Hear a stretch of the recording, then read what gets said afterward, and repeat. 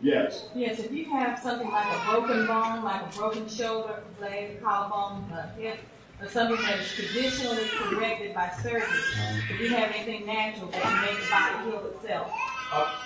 The body always heals itself. I remember I said, when I used to walk, my knee used to crack. It used to hurt me, and I was only 28 years of age. I started taking sea moss every day. And now, I do things with my knees that is very incredible. I fall on them. See, I always fall on them.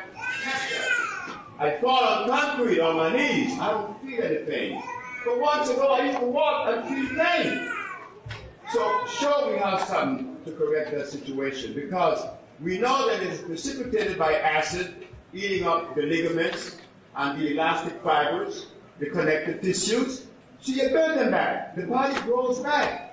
Mizadi effect, she had myasthenia gravis. She had the cells of the brain were degenerating.